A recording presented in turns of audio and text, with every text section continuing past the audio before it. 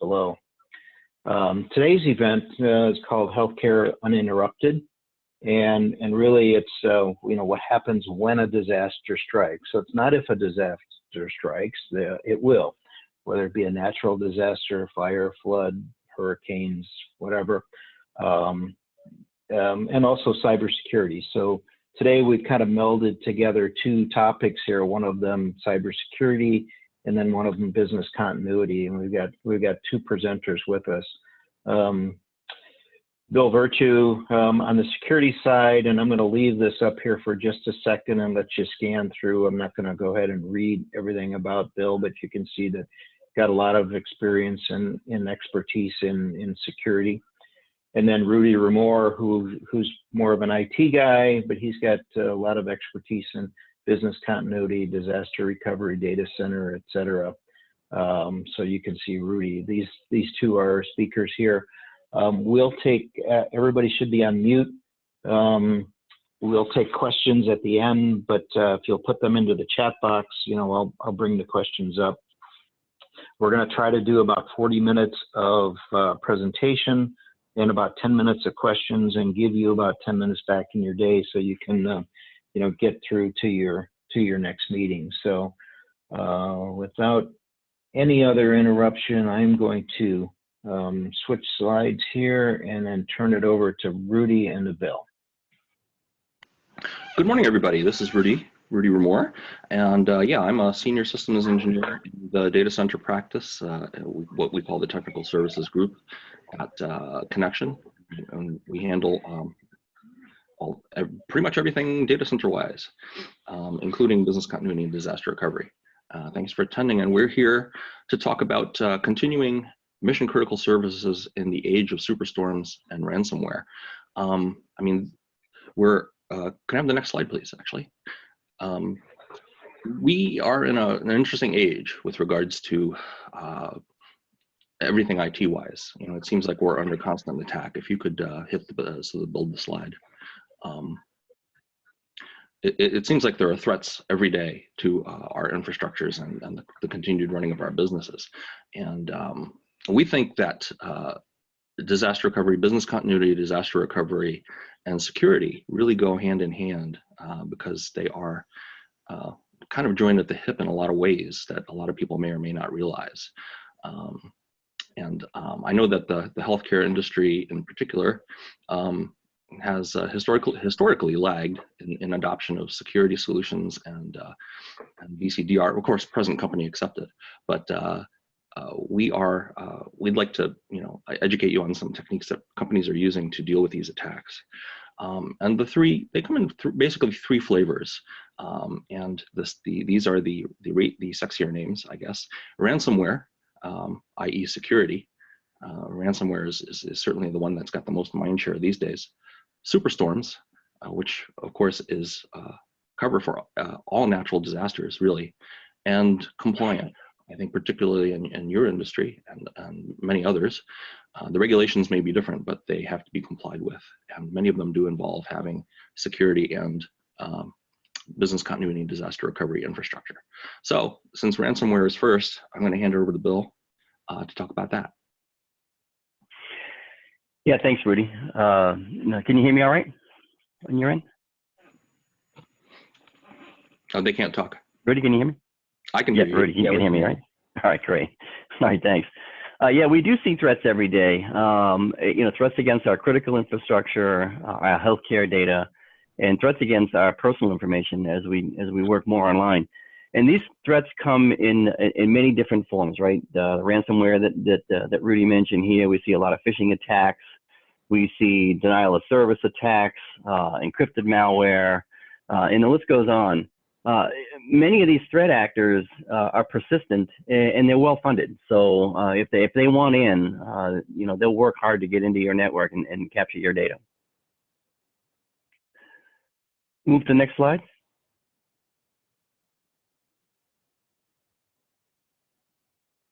Great, thanks, Jerry. So this slide here represents some of the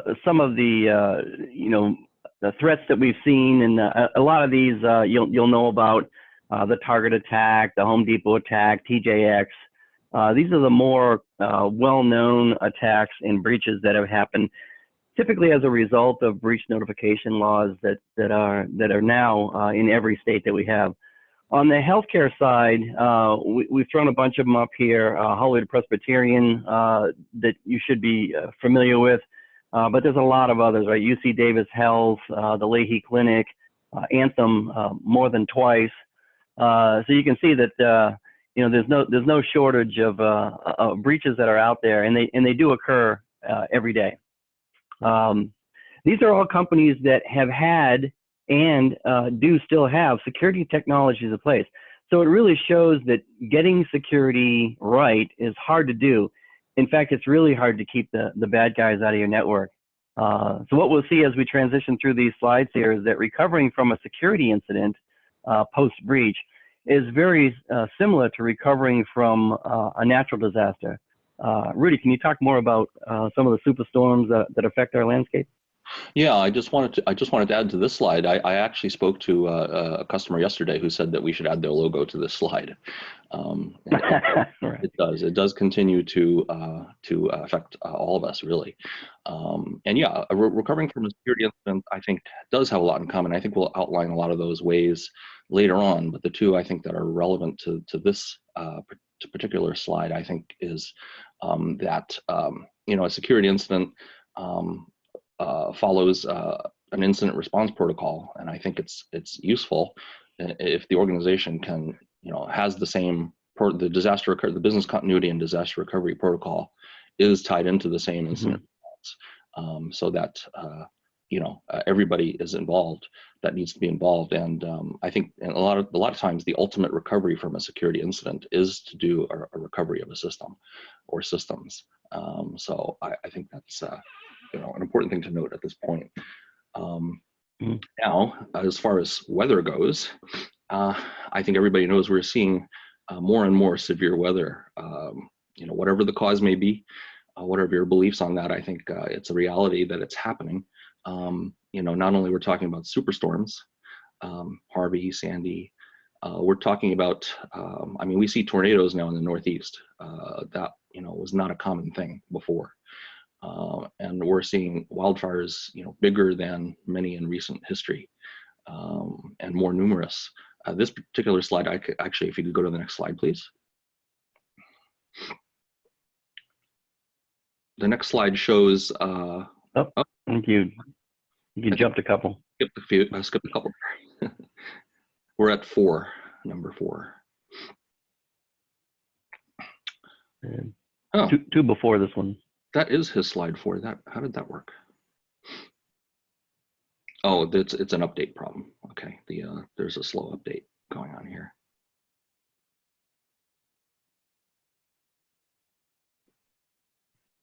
It should be the graph though, with the green multicolored bars, which are most.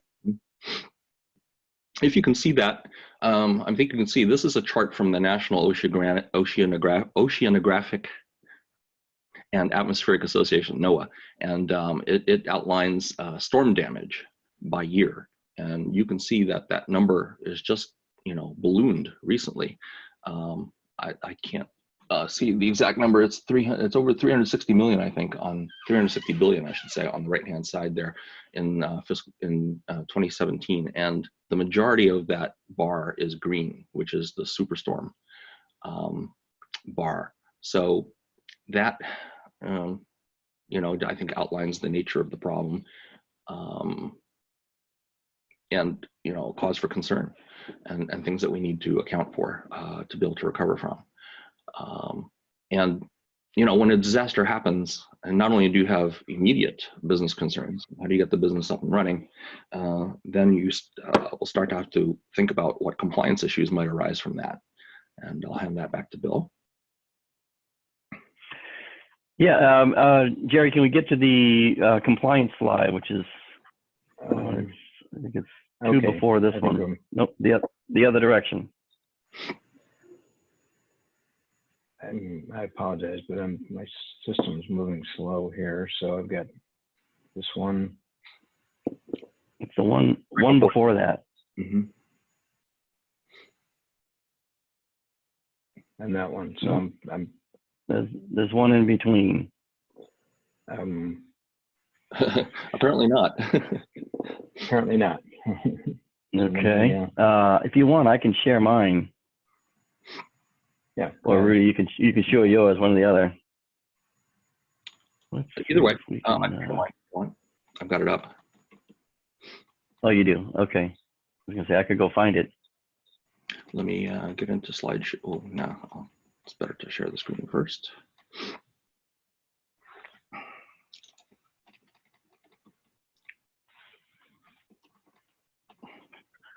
That's the one you were looking for. That's the one I was looking for. Yes, indeed.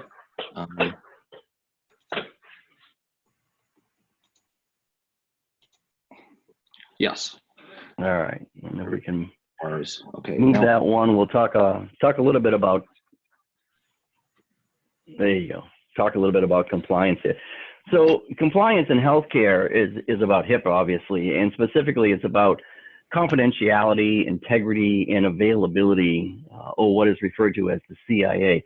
And as we move through these slides, again, you'll see some comparison between business continuity and digital security and how they are tied together. The focus for compliance in my world is the HIPAA security rule, specifically 45 CFR 164.308 and its subparts. And that's really where I live when I'm tied to a project to go in and do a HIPAA gap analysis. We do that against the HIPAA security rule. This can also include high trust, which brings in the infrastructure and a common security framework. Adds a little bit more teeth to HIPAA by tying in some of the industry security standards from NIST and ISO and others. If you're applying for Medicare or Medicaid incentive funding, it can also include meaningful use. So there's another tag that we throw on it, so that you might be up against meaningful use assessment as well if you're applying for those Medicare and Medicaid funding incentives. If there are any veteran affiliates or federal agencies on the line, it could also include FSMA, right? So that's another one that you could be up against. So it's important to know what mandates or what compliance mandates that you're up against, you know, as you get into this. Rudy, are there any compliance concerns on your end that you want to mention? Yeah, I've spent a long time, 15 years in the pharmaceutical industry, and I think if some of your organizations are conducting or participating in clinical trials or laboratory trials, you may be familiar with some of these. The GXP regulations by the FDA, of course, they always have to be complied with.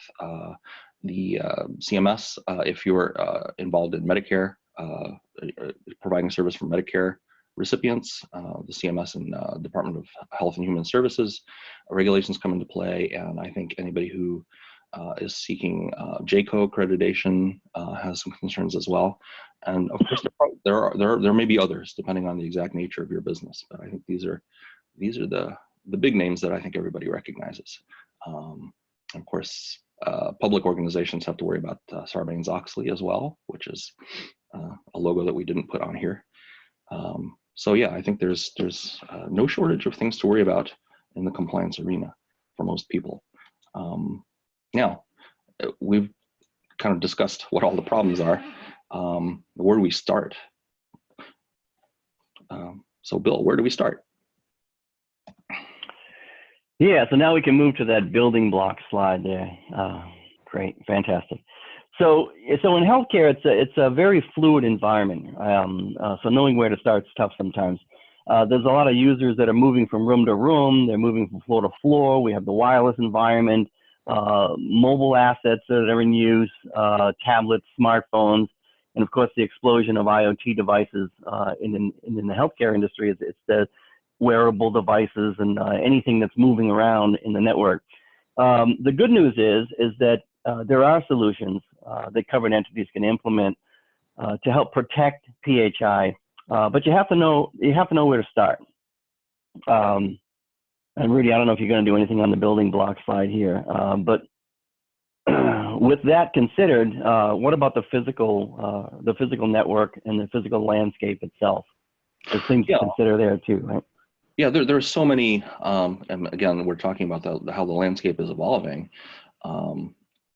more accessible than ever means, people want access to their data, wherever they are and whatever device they're on, increasingly so. And there is correspondingly a lot of technologies in place to, or being developed, being improved to facilitate that. There's been a lot of bringing the cost and the complexity, or at least the accessibility of things like fault tolerance, things like data replication, virtualization, of course, has really revolutionized disaster recovery, business continuity. The converged infrastructure, or the software-defined data center, service automation, where things can be provisioned, automatically, either on user demand or based on load and things like this. Cloud infrastructure, platform, and software as a service, and disaster recovery as a service.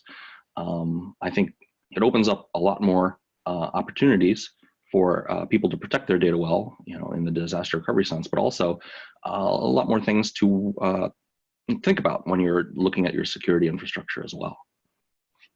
So with that, continuous protection, did you have any thoughts on continuous protection, Bill? Yeah, on the continuous protection side, it's, once we get an infrastructure in place, it's keeping that infrastructure up to date. It's keeping things running smoothly. It's making sure that you've got continuous monitoring and alerting set up, just to make sure that there is protection 24/7. The bad guys, threats happen in real time, and the bad guys are constantly trying to get into your network and get at your data.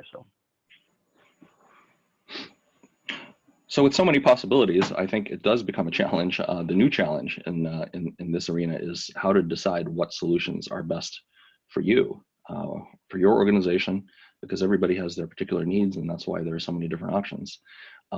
We've developed a methodology which we call the continuous protection lifecycle, and this can be looked at either from a purely BCDR standpoint, or from purely a security standpoint, or ideally combined. As a holistic view towards how you implement and manage your security and continuity infrastructure. It's a 5-step cycle, and we sometimes call it the 5 steps to sleeping well at night. And the first step, we believe the build is backwards on this slide, I apologize.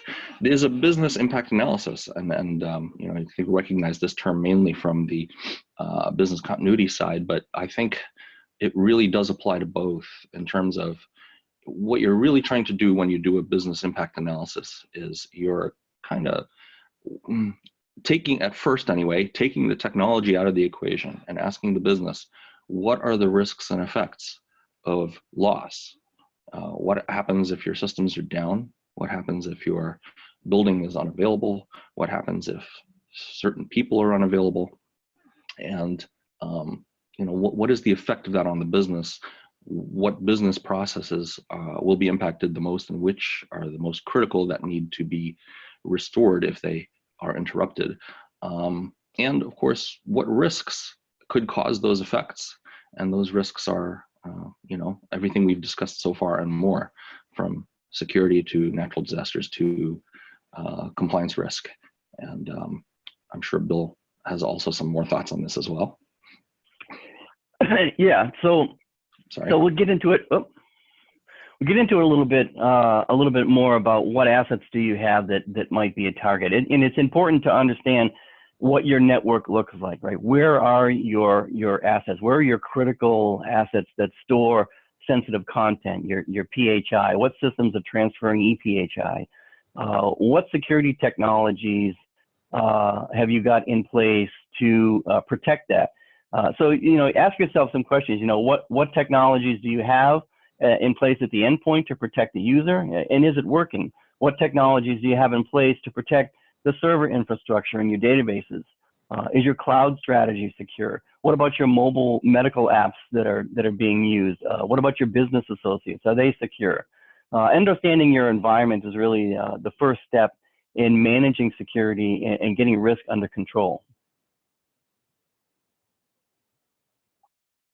I think we're going to build these out under the next step. So the first part of that is really getting an understanding of what your infrastructure looks like and what your risk is, right?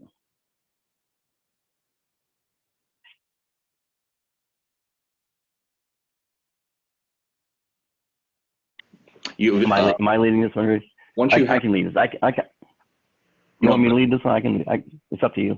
I was on mute for a second, but you can go ahead. Yeah. Okay.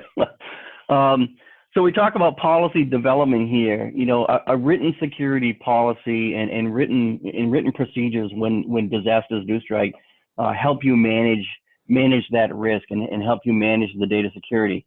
And by the way, having a written security policy in place is covered in HIPAA 164.308 A.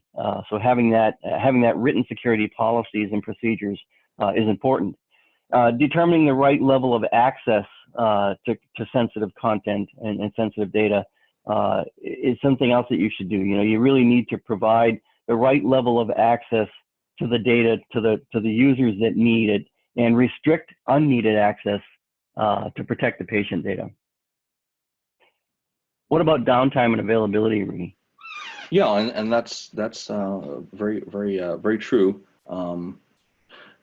What you want to develop here, well, now that you've interviewed all of your business people about their critical business processes and which ones are important, they've probably given you a very good idea of how long certain things can be down, certain processes can be down, and you develop that into the traditional business continuity type of language is where you start to translate that here in the policy development stage into, you know, what applications support those business processes, and what is the acceptable level of availability or the acceptable level of downtime, depending on how you think about it. And here's where you start to think about what is your RTO, your recovery time objective. How long does it take to get back from an outage, and your RPO, your recovery point objective.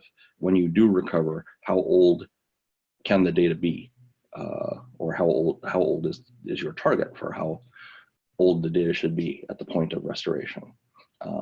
And at this point also, you start to think about what kind of budget, what kind of governance your organization needs, because as we'll see later, this is a continuous process. And what, in generally speaking, what types of resources are needed. And that's all the types of things you think about here during the policy development phase. And really at the end of the policy development phase, you really have the business continuity plan, which will document all of these things. And then, once you've defined what your requirements are, we then start to think about matching those to the technology solutions that are available.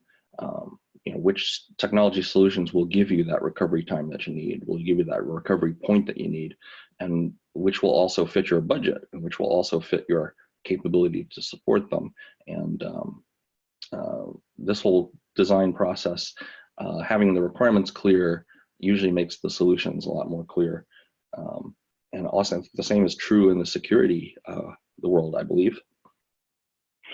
Yeah, once you have you determine what assets you have and where they're located, build out a security architecture that aligns with protecting the environment. You know, taking into consideration some of the business requirements, right? Do you need encryption on your mobile devices? Do you have a way to store raw log data? What technologies are you going to implement to manage policy enforcement? So these are all part of the architecture that you want to put in place to make sure that you wrap security around the infrastructure that you have and you're protecting that data. We'll move to the next slide, Rudy. We'll talk about implementing it. So on the implementation side, in my world, it's how do I conduct comprehensive testing? Many of my customers start out with vulnerability testing or penetration testing. So the vulnerability assessment will help you to identify where you need to update and patch specific assets, let you know what they're vulnerable to, keeping your servers and endpoints up to date will help you reduce the risk of a successful attack. Penetration testing will help you determine, how the bad guys are going to get into your network. So these are two very comprehensive tests that the typical healthcare environments will do first. They want to make sure that they're protected from the bad guys coming in from the outside.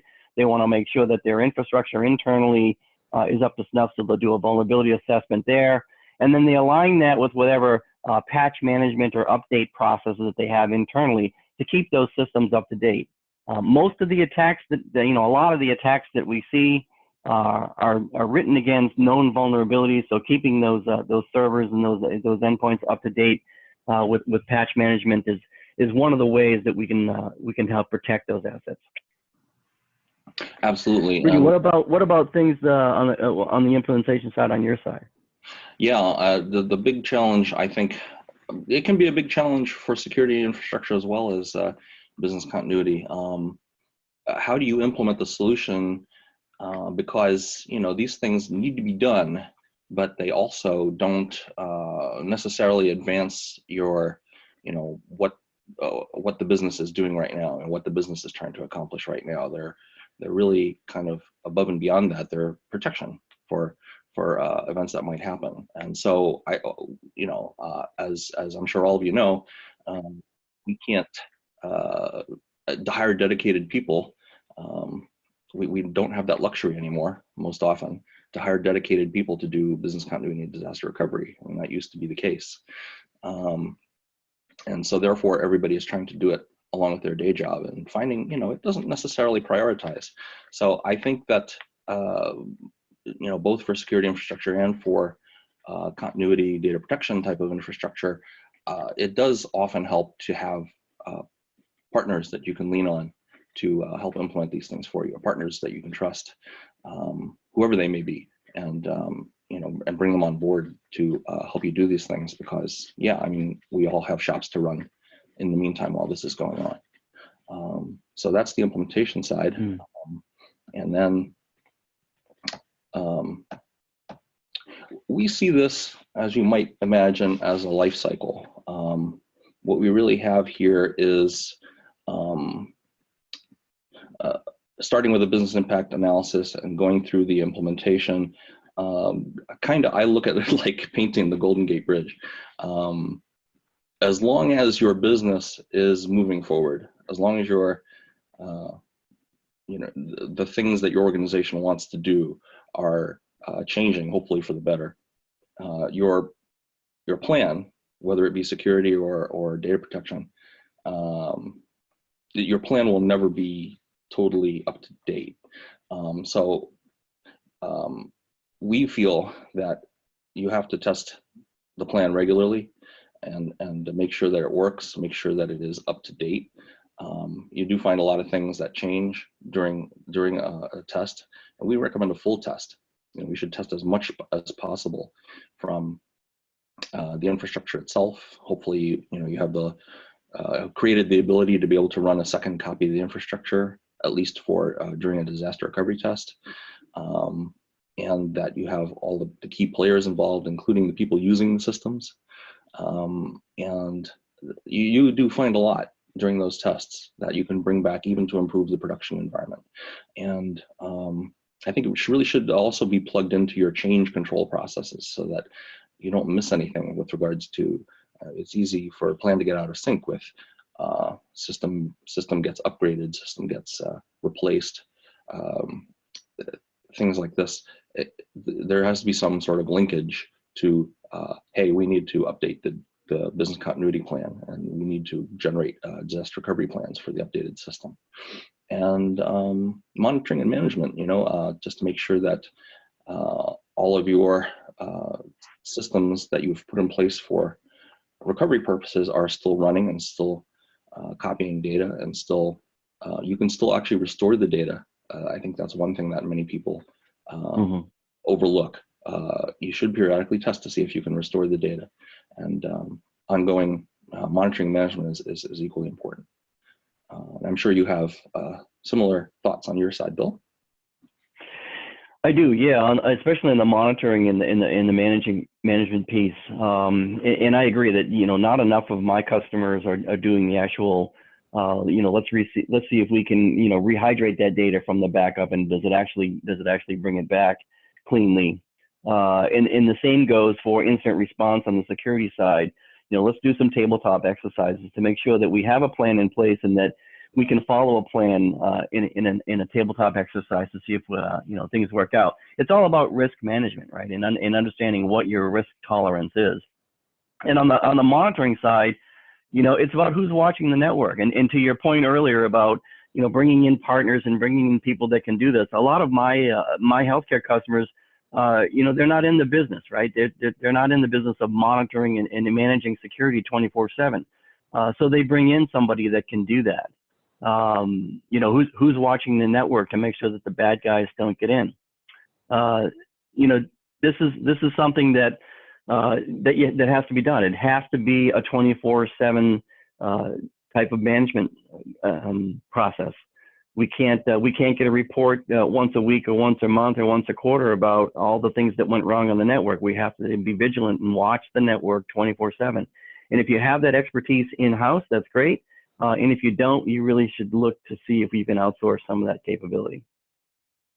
I love the idea of tabletop exercises too. Yeah, I didn't bring that up, so I'm glad you did. I mean, the tabletop exercises can be wonderful for exercising, for example, the incident response plan. And yeah, it's useful to test that, across the different branches that it may take. Whether it leads to a security response, or whether it leads to a data recovery type of response, or both. I think that tabletop exercise really can make sure that people really know what they're supposed to do at the time, right. Because it's easy for those types of plans to become shelfware, and no, I think that doesn't serve the organization well, because we think it's just a matter of time. Really, it's really an if, rather. It's not an if. It's a when. Will you need to respond to an incident? So we've talked a lot. Unless you had anything to add to that, Bill, on this slide. Yeah, that sounds good. Yeah, I mean, hopefully, you get a sense of for what security controls need to be implemented, what policies need to be developed, how they align and enable the physical controls to help protect the network and your critical data.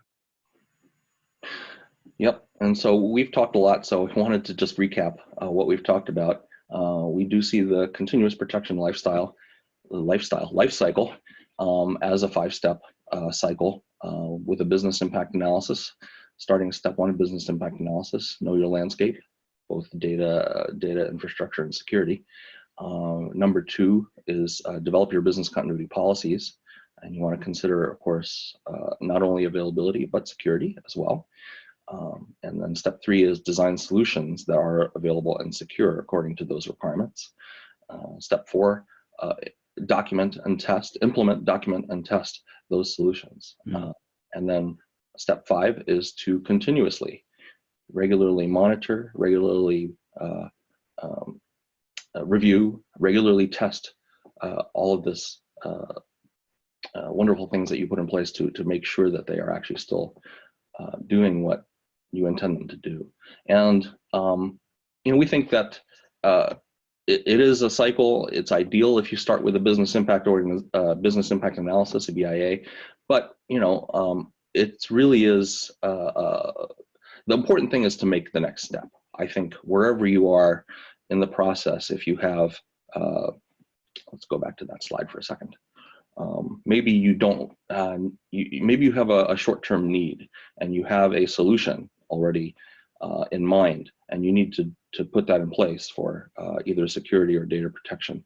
Jump into step 3, and then maybe go back and do a business impact analysis later.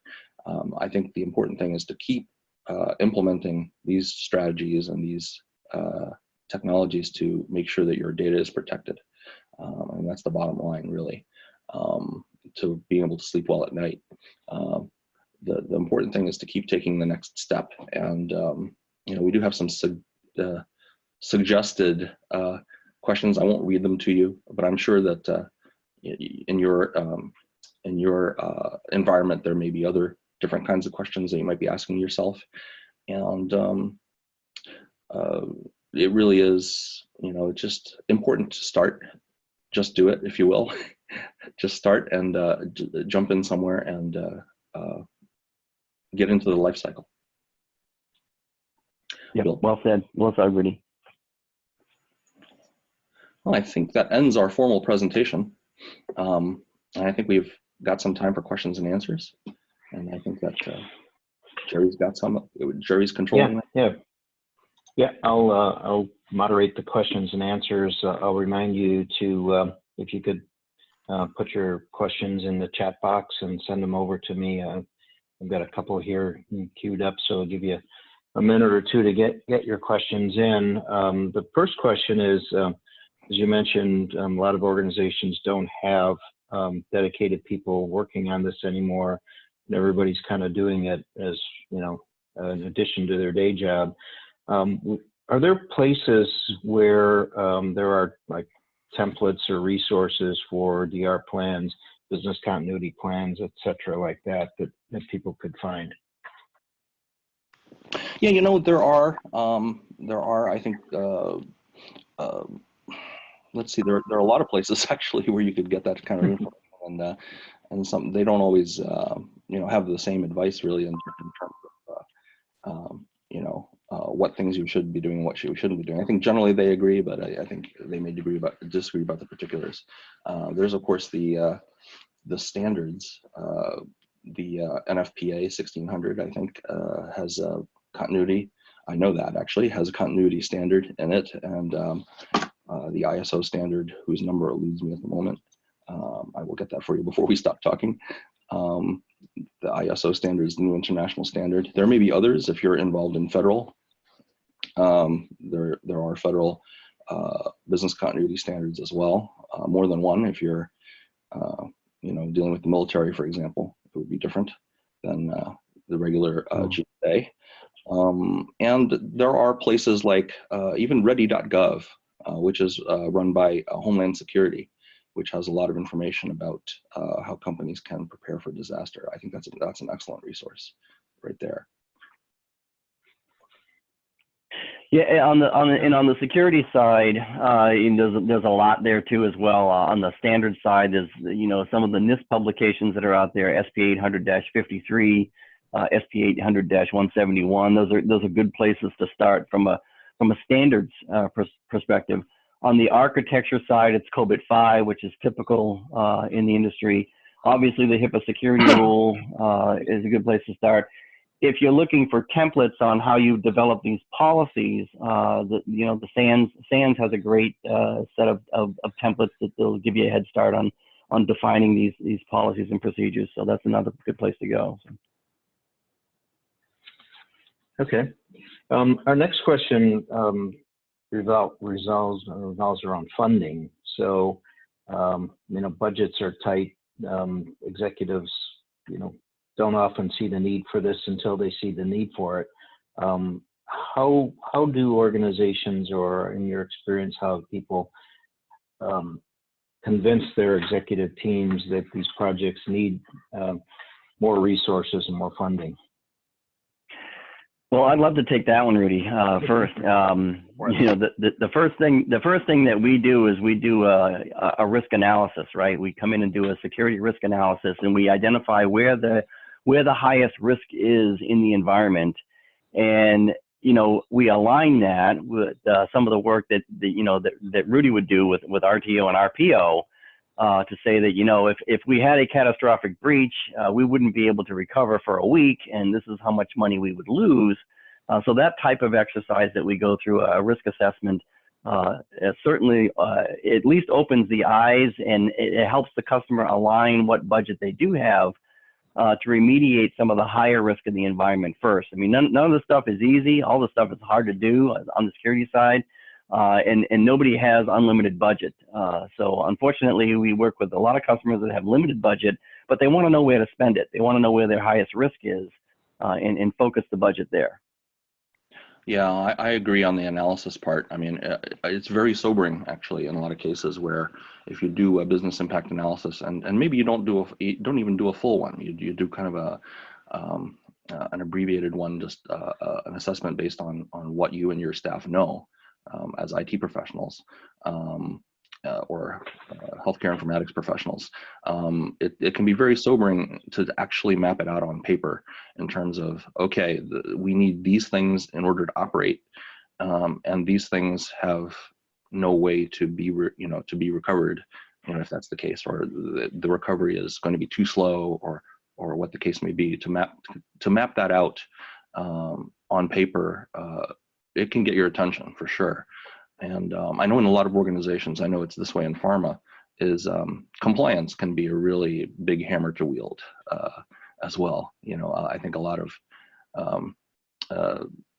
times pointing out the compliance deficits that might be present in a plan or a lack of plan or an insufficient plan will get a lot of people's attention, and that compliance organizations can often wield a lot of ability to affect change in that way. One of our favorite lines in pharma was, you just don't look good on orange. So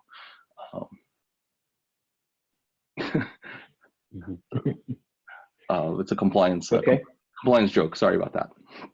Okay, gotcha. All right. I have one more question, but I'll just remind you, if you have any more questions, we still have a little bit of time, put them in the chat box and send them over. The last question is that there's a lot to digest here. Would either of you be available to chat offline? Certainly. Yeah. Yeah, sure. That's what we're here for.